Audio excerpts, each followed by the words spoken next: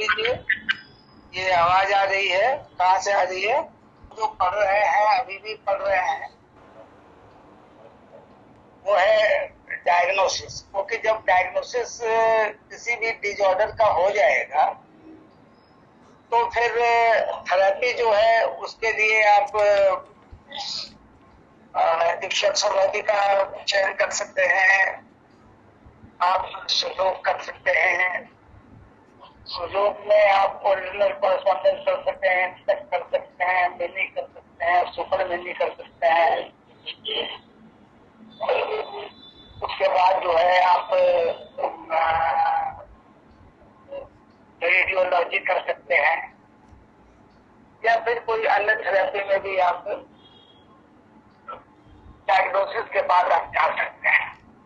लेकिन डायग्नोसिस ही इतना फास्ट है कि उसको प्रैक्टिस के द्वारा जो है वो ध्यान में रखा जा सकता है। तो जैसे हमने कहा था कि जो ऑर्गन है हमारे बॉडी में, उस इनका कुछ ऐसे ऑर्गन है, उनका अपना यीन और यांग दोनों फंक्शन है।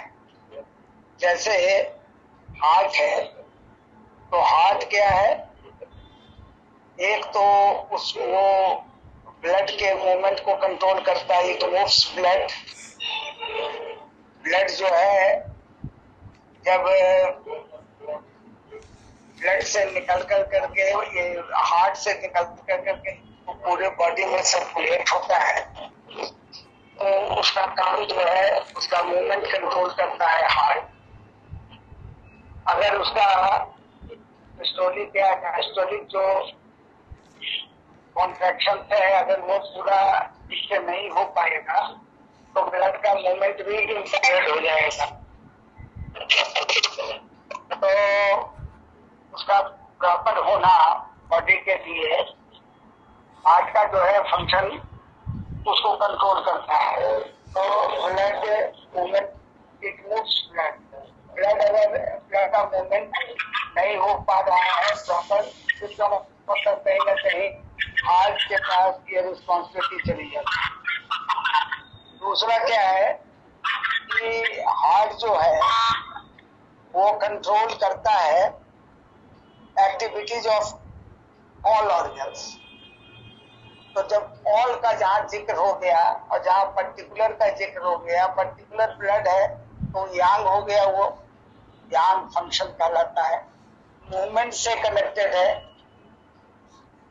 तो यांग हो गया, फंक्शन से कनेक्टेड है।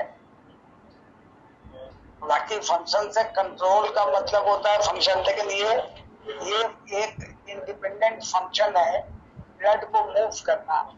तो ये जो है ये यांग फंक्शन हो गया। और तो कंट्रोल करना, जैसे सपोज कीजिए कि अगर एक टीम बनाई जाए, 100 आदमी के अंदर से एक टीम बनाई जाए, 10 आदमी की टीम बनाई जाए, जो उस 100 आदमी के मूवमेंट को मतलब 100 आदमी को मूव करे। जो भी प्लान बना है उसमें जो मूवमेंट का जो पार्ट है, मतलब from A place to B, place B to C and then destination या टारगेट पर जाया जाए, तो ये जो मूवमेंट होगा, ये मूवमेंट को कंट्रोल करने वाला जो टीम होगा वो यांग फंक्शन करेगा और एक पूरे 100 आदमी को कंट्रोल करेगा। मतलब कुछ उसमें खाना बनाने वाले हो सकते हैं, कुछ उसका वहाँ के ऑर्गेनाइजिंग वर्क हो सकता है, कई डिफरेंट एडमिनिस्ट्रेशन हो सकता है। ये सारा चीज जो फंक्शन देखेगा वो इन होगा। 100 आदमी के पूरे ऑर्गेनाइजेशन को देखना इन फंक्शन होगा, लेकिन एक पर्टिकुलर फंक्शन को देखना यांग फंक्शन। जैसा हम लोग उसकी चर्चा भी पहले भी कर चुके हैं। ठीक उसी तरीके से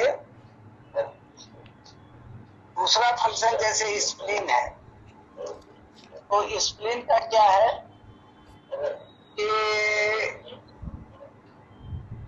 ट्रांसफॉर्म फूड इन फूड की एंड देन ट्रांसपोर्ट। दो फंक्शन इसमें इन्वॉल्व होता है, एक ट्रांसफॉर्म करता है, एक से दूसरे रूप में बदल देता है, और दूसरा फिर उसको ट्रांसपोर्ट कर देता है।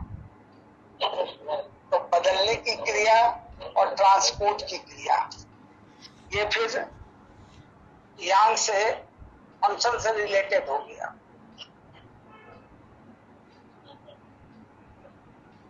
दूसरा क्या हुआ, इट गवर्न्स द ब्लड, ये ब्लड को गवर्न करता है, यानी ब्लड इन टोटलिटी उसको गवर्न करता है कि उसका उसमें जो है परसेंटेज ऑफ प्लाज्मा का क्या पोजीशन है, प्लाज्मा में वाटर फ्लूइड का क्या पोजीशन है, उसमें ब्लड में जो कॉर्टिसोल्स है उनका परसेंटेज क्या है, ये सारी चीजों का जो है वो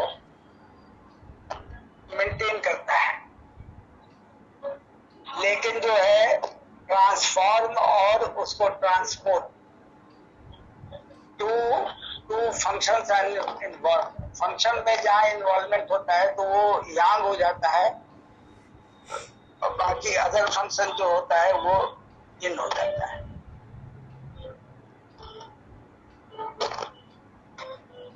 और क्या है, ब्लड को ब्लड वेसल में मेंटेन करना।